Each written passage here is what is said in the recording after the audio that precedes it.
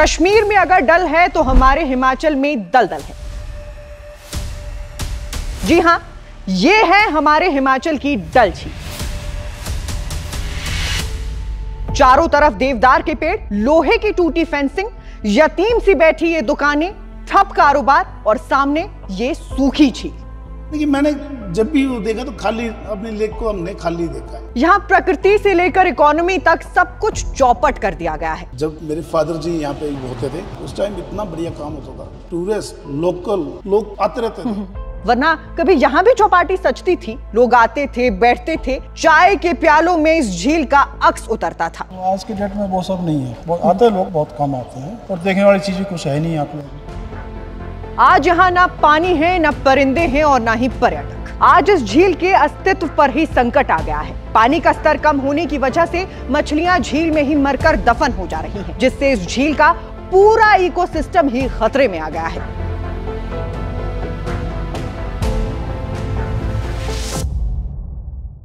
नमस्कार, मैं गीता ठाकुर, आप देख रहे हैं हमारी ग्राउंड रियलिटी सीरीज बात का बस्ता एपिसोड 1। ये वो पवित्र झील है जिसे छोटे मणिमहेश का दर्जा मिला हुआ है।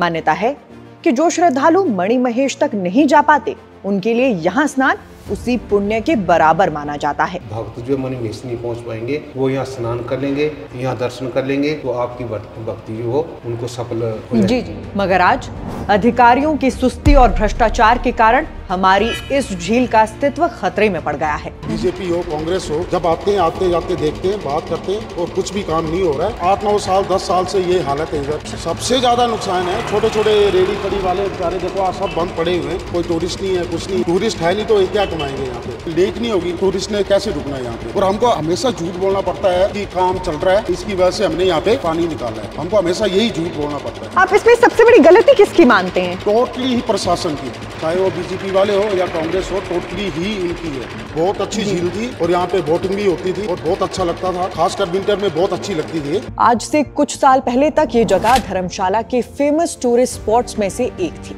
यहाँ के होटल, होम स्टे, दुकानें, कैफे और टूर एजेंसियां इसी झील पर निर्भर थीं। मगर झील के सूखने से अब यहाँ टूरिस्ट फुटफॉल काफी कम हो गया है। टूरिस्ट यहाँ आते जरूर हैं, लेकिन झील की हालत देखकर इस बोट की फोटो खींचकर लौट जाते हैं। झील नहीं होगी तो वो हमारे लिए क्यों रुकेंगे? वो तो सीधा ऊपर नड्डी की तरफ व्यू पॉइंट के लिए भाग जाते हैं। हमसे यही पूछते, भाई साहब नड्डी का, तो नड्डी के लिए हम टूरिस्ट गाइड बन के भैया सीधा जाओ, हमारी मत रुको। यहीं झील के पास में ये दुर्गेश महादेव मंदिर भी है। मान्यता के अनुसार ये वही स्थान है जहां महर्षि दुर्वासा ने कठोर तप किया और तपस्या से प्रसन्न होकर भगवान शंकर ने उन्हें वरदान मांगने को कहा।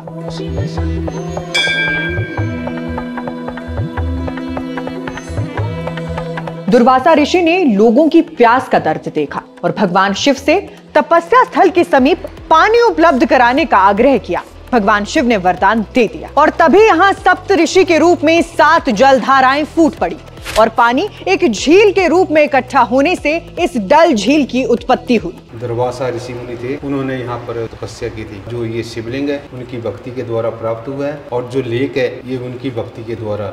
और कालांतर में यहाँ इस दुर्गेश महादेव मंदिर की स्थापना हुई। इसलिए अब आप इतना तो समझ ही गए होंगे कि इस झील का धार्मिक महत्व बहुत अधिक है। हर साल राधाष्टमी के दिन यहाँ स्नान करने का महत्व मणिमहेश स्नान के बराबर माना जाता है। लेकिन अगर हालात ऐसे ही रहे और ये झील पूरी तरह से सूख गई तो यहाँ स्नान कैसे होगा? ये एक बड़ा सवाल बन गया है। मगर उससे भी बड़ा सवाल ये है कि इस जगह की हालत ऐसी कैसे हुई? जितना मैंने इस झील के बारे में पढ़ा है उसके हिसाब से पहले आसपास की पहाड़ियों से जो गाद यहाँ आती थी वो इसी झील में जमा होती रही। यही गाद दरअसल झील के तल को एक नेचुरल कुशन की तरह पकड़ कर रखती थी, जिससे पानी रिसकर जमीन के भीतर नहीं भागता था। मगर फिर गलती हुई साल 2011 में, जब इस झील की सफाई के नाम पर एक बड़ा अभियान चलाया गया। स्थानीय लोगों की मदद से झील से गाद निकालना शुरू हुआ और फिर गाद इस जगह पर डंप करके ये पार्किंग बना दी गई, जिसके बाद से यहाँ लगभग हर साल ही रिसाव हो रहा है, क्योंकि हमने इसे इतना क्लीन करने की कोशिश की कि इसकी नेचुरल वाटर होल्डिंग सिस्टम ही टूट गई। एक्सपर्ट्स मानते हैं कि साइंटिफिक प्लानिंग के साथ अगर काम किया जाए तो डल झील को अभी भी बचाया जा सकता है। इसके लिए रिसाव को रोकना, सिल्ट पर कंट्रोल करना और स्टेबल वाटर सप्लाई सुनिश्चित करना सबसे ज्यादा जरूरी है। मगर ये होगा कैसे और इसे करेगा कौन? सेंट्रल गवर्नमेंट इस झील के पुनरुद्धार और सौंदर्यकरण के लिए 70 लाख की राशि स्वीकृत कर चुकी है। इसके अलावा राज्य सरकार और स्थानीय विधायक निधि से भी पैसे खर्च हुए हैं, मगर बदहाली बरकरार है। हमारा ये वीडियो ऐसे वक्त पर आ रहा है जब पूरी सरकार इस वक्त धर्मशाला में ही मौजूद है। पूरा तंत्र विधानसभा चला रहा है।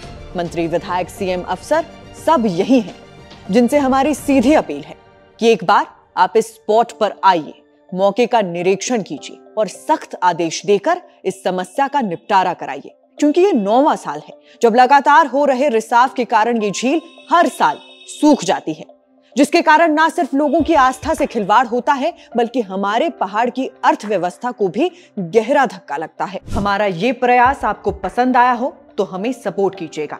हमारे सभी सोशल मीडिया हैंडल्स पर अपना प्यार दिखाइए। अभी फिलहाल के लिए बस इतना ही। नमस्कार।